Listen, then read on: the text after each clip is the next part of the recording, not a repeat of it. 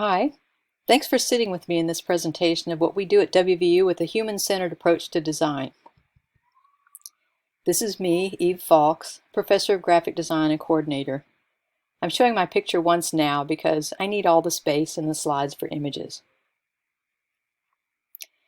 First, let me take you to December 8th, 2019, when a community potluck dinner in Morgantown saw a gay rabbi joking with a Buddhist, if anything, local activist, an assortment of homeless and addicted citizens, the mayor and several Morgantown city councilors, one of whom is the rabbi's husband, the president of the NAACP, the local imam, members of the WVU Muslim Student Association, and black and white community members from Scott's Run, which is a neighboring unincorporated former coal camp you'll hear about. They were all chatting and eating side by side while live music played softly. Chris Haddocks played guitar and sang some original songs that told stories about Scott's Run while his student fiddled. Later, Aristotle Jones, creative director for WVU Radio Corporation, played original Appalachian soul music of his own just one day after his grandfather died. His grandfather was a Scott's Run musician. What brought all these folks together? Us, partly. When we titled this course, we had these different descriptors to choose from, all of which we might touch on, but we had certain important emphases that work with this one, like the social that implies empathic relationship. The word impact gives attention to amplifying messages and stories and empowering the community. And it also promises that you will do something to make something. After all, these seniors need portfolio pieces. We use all the steps in the design process, whether it comes from IDEO or Dubberly or Richard Buchanan or semiotics or the scientific method. We pay attention to these, but I've always liked the humanist approach to centering yourself first that you saw in Bagnall's. That of accepting the project. What's in it for you? I want us all to get something out of it. So I ask my students before they come back for the fall to build in, so that I can build in things I heard while making my summer meetings. Just as we would do with a client, I try to build a relationship with them that includes their concerns, hopes, and buy-in before I introduce them. In this meeting, some wanted experience in identity and branding. Some actually wanted to work with a community and had seen our previous work. Several wanted a website experience. Some have seen us do silkscreen, CNC writing, or bookbinding and want to make things. One wanted to practice hand lettering. We would have 6 clients and 12 students working in teams of a size needed. These 6 clients had a range of gender, age, race, and socioeconomic levels. 5 would be local, 1 is 3 hours south, and the last was us. Some of these already had established relationships, one for almost a decade, and others we would meet for the first time, but they were all first for this new crop of designers. In this blue bar at the right is a list of primary resources, live people and readings, blogs, podcasts, articles, and TED Talks that would prepare us for a demographic, a topic, or give us a lens to see or listen. One thing I hoped in our human-centered approach is to convey adaptivity and flexibility. I started the semester thinking we had 4 projects. As the first month happened, we stayed on plan but switched as some clients were ready to go and others weren't. Each student would have 3 to 4 projects over the semester and could stay longer on one client if they were engaged. At the end, they would make this diagram or make use of this diagram and the resources that were meaningful to their story to make a portfolio or podcast to share it. Over the years, I have worked in this collaborative space as well as in my classes, and there have been partnerships with other parts of the university that do community development. Dr. Margaret Stout and her graduate students introduced me to this community capitals model, which measures value beyond financial capital. None of our clients had big financial wealth, but impoverished Scott's Run has giant social relationships over generations, cultural values that are needed today, and stories to tell. This chart shows what they have as assets, and we can star several goals they want to build up as we do projects together. The Scott's Run Museum and Trail has great stories that prove their culture, human, and social capital. They've survived through acceptance and diversity that speaks lessons for today. Our projects over the last 9 years aim to educate, growing their human capital, political clout, and ultimately aiming to increase built capital for a permanent third space. No, this is not Timmy from Lassie, nor a fake photo from a script. It's two little boys in the Scots Run Creek who, actually one is still alive, and one of those stories that this Rose, things you're proud of, Bud, ideas you want to bloom, and Thorn, pain points, exercise can tell you about your community. Morgantown Pride is new, but off to an exciting start with cultural, human, and organizational capital as their assets. Our projects hope to educate, growing human capital to help them grow social capital to connect with one another, and create political capital for social justice and fairness toward their community. The Ways of Caring mural was an idea 2 years in the making, and the brainchild of one of my students now working in DC. We had needed permission to use a wall and a bit of funding, which fell into place 2 weeks before school started this year. It's a mural of diversity, humility, and leadership, and the idea is to paint it with those same demographics. A flexibility challenge happened the first day of school. We started the semester with me missing it because of a death in my immediate family.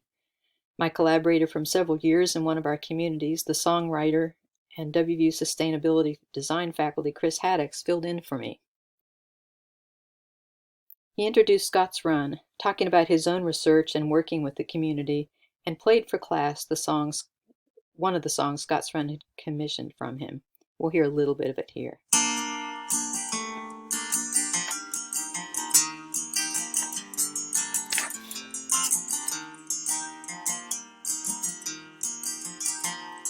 "7 miles long from its head to its mouth, joins with the Mon coming up from the south. Pull up a chair and I'll tell you about this place that we call Scott's Run.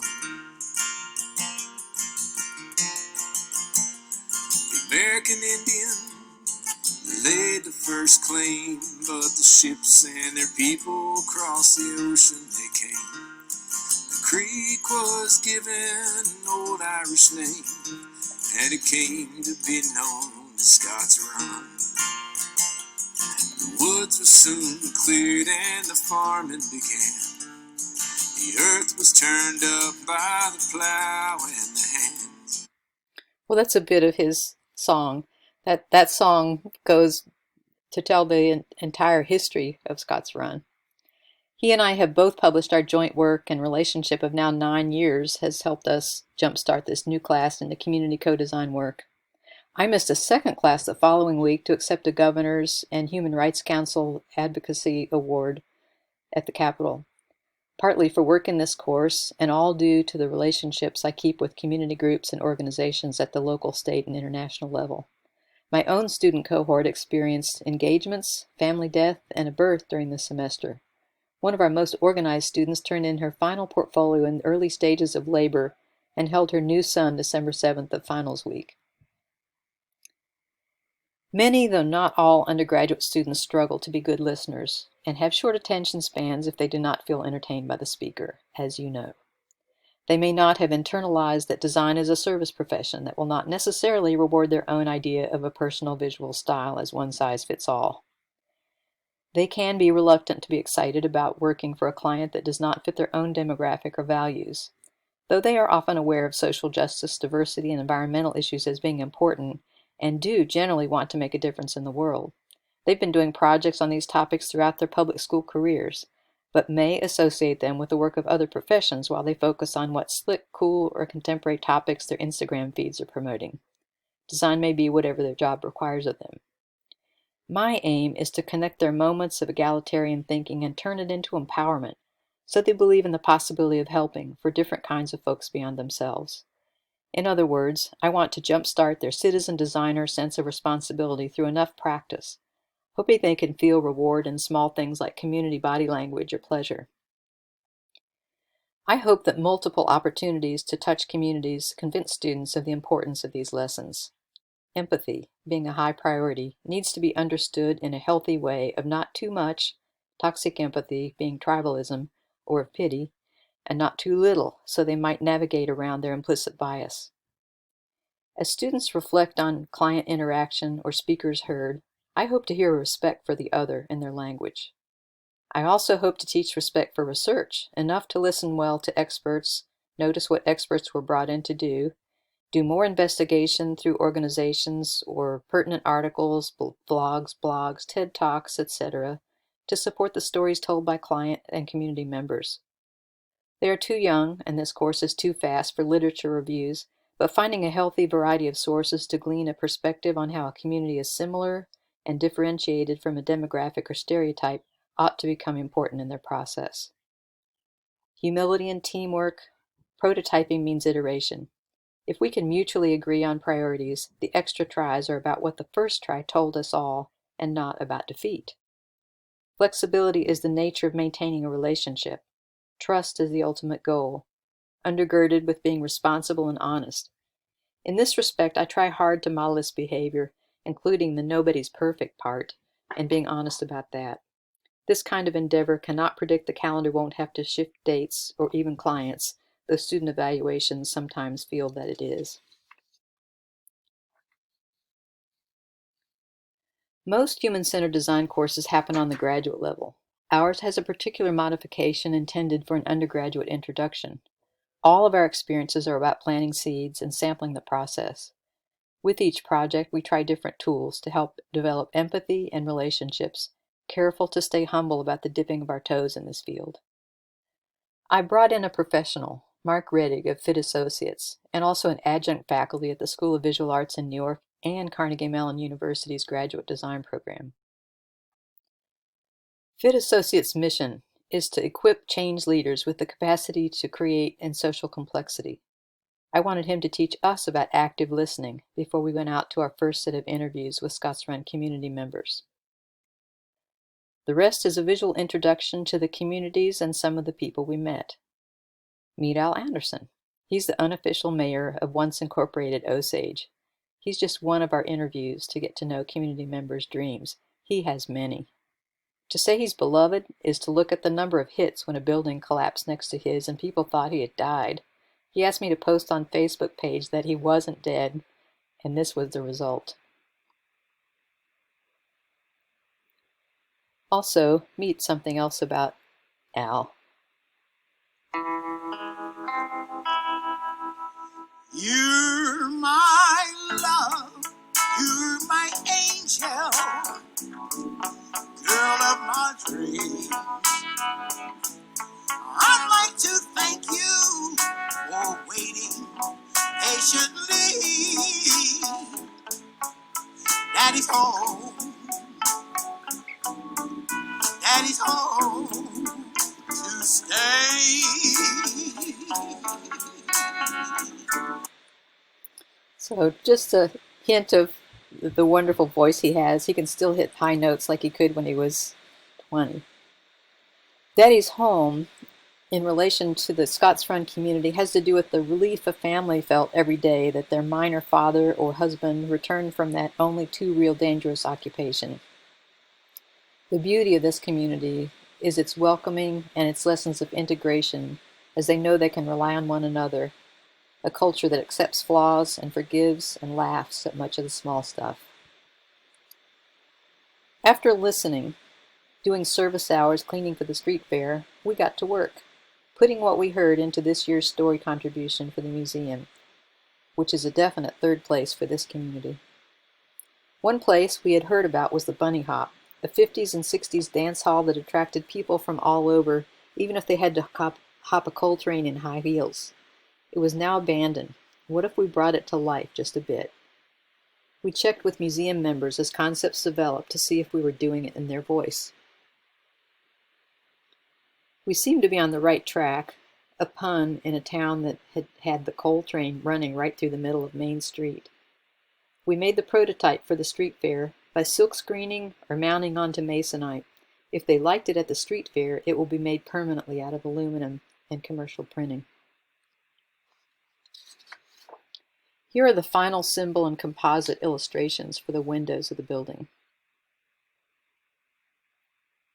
And here it is, tested at the street fair by a smiling Willa Harris at 9 years old, whose parents owned it for a time. A second offering was an interactive exhibit that would invite people to look at and taste recipes, including the recipe for a resilient community that they were part of. Cups of the more soupy ones could be purchased. The museum members chose from among 2 tries at a concept and gave more content to be added. Rebecca Patton got to work, producing the prototype. Her final report documents the experience at the street fair. We made 3 recipes, 2 turned out and 1 generated some laughter, but made this class one with them. The combination of flipping parts of the grid could provide extra images and stories, including the painful one where Interstate 79 bisected their community and almost was the nail in the coffin for them. A hint of love across ethnicities at the fair in the pre-COVID era.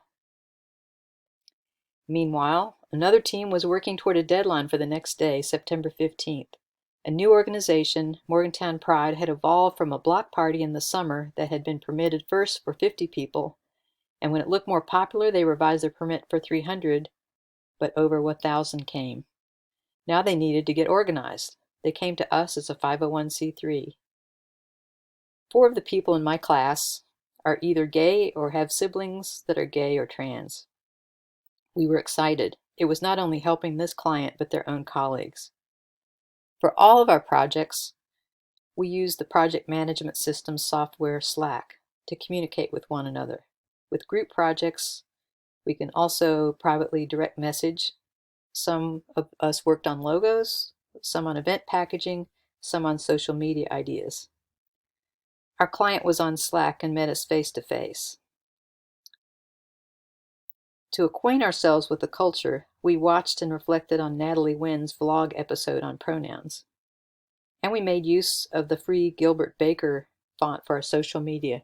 Gilbert Baker made the original rainbow flag. We enhanced a lecture event for WV Diversity Week hosted by the very gay-friendly First Presbyterian Church. Calling it a tea party, we silkscreened on t-shirts Zane had made in my sophomore class 2 years before. And it made it all the way to Switzerland.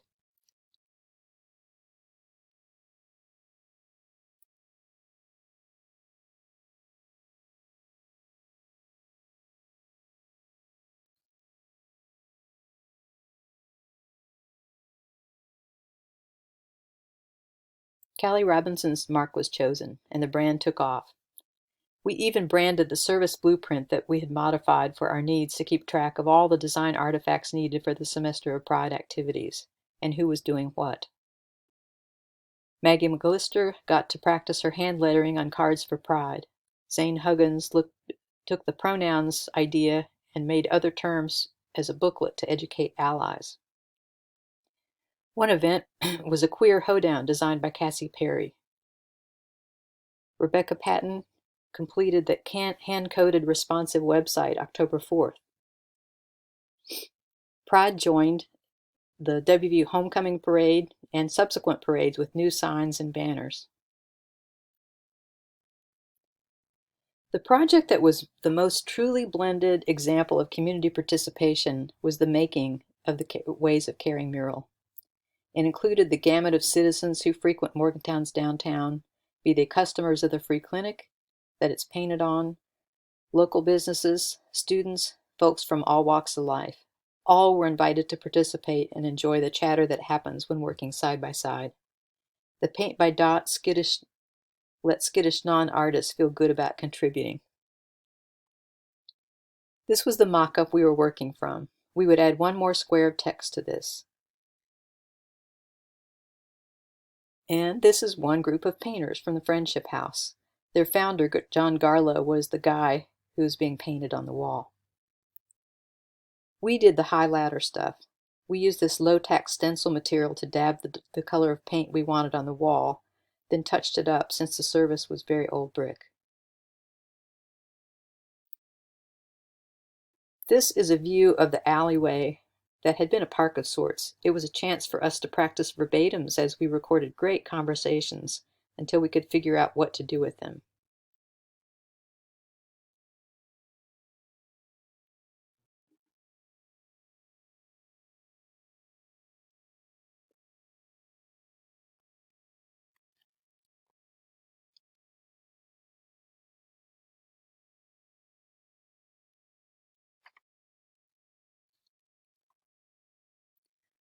Three of the figures we were painting still live in the area. Sarah Little becomes a celebrity. You met her in Scott's Run. You should also know that she sang for President Franklin Roosevelt in 1942 and worked in the Pentagon, meeting Generals Patton and MacArthur. You also met Yasmin Mustafa, an activist with the Greater Morgantown Interfaith Association, and everyone's mom. Conversations unfolded between folks who might never expect to talk to one another. Even zombies stopped by. And later cleaned up nicely for our community dinner. Which is where we started. All of our clients were involved. All the people touched by our projects or by projects in past years from groups we keep in contact with. The mayor and retired delegate Charlene Marshall was there with the NAAC president. Jews sat with Muslims. You really should have been there. We had two more traditional clients that we wanted to bring the human-centered approach to. We invited Oliverios to be more integrated into our process than one might expect for a client. Maggie got to do more hand lettering for a human touch. They cooked beautiful dishes that we took to our lighting studio to experience low and high key photography, as well as on-site mood shots. As our own client, we did our part for the upcoming election to encourage our peers to register, vote smart in an exhibit that would open in time for the fall season. We brought in experts on gerrymandering and the head of the ACLU to talk about other kinds of voter suppression. This project was one we could also do if clients were behind on content. Our farthest client was a ranger from the Mon National Forest and was helpful in getting us community involvement, setting up meetings with city officials, businesses, and a great storyteller. In the middle of nowhere, Marlinton, West Virginia, this woman drove in from New Orleans with her partner to check out some vacation property about 10 years ago. She found a cabin that had no running water, and she stopped at this local hardware store on the left to ask where a water tank might be purchased. The owner told her he had an extra one in a truck right behind the building and the keys were in it. He said, "Just take it and bring it back when you're done." She was so impressed with his trust at never having met her before that she moved to Marlinton permanently. The ranger then toured us to project sites in the forest for another 3 hours. We took on 3 wayfinding and interpretive trail sign sets.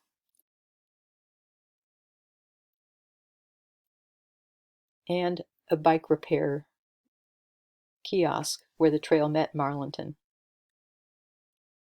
This one wasn't as much of a social impact project, although it did really affect the community.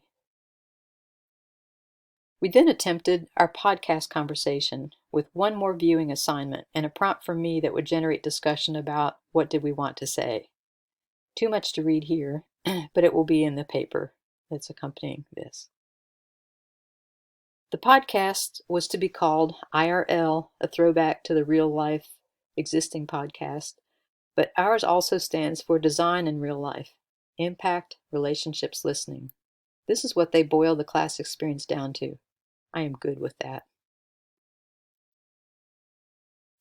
From excerpts in the recordings that share moments of importance to them and from direct messages in Slack that also show what they valued, I feel this has been an important journey for seed planting. They were also very clear about what would make it better, fewer projects and more time to get deeper. I also love that advice. Now we need to figure out how to do it in a COVID world that has had enough of social injustice. We have our first grant for that to work in Scott's Run in the fall. Hopefully, we will also pick up on this lovely community as we do it. Thank you.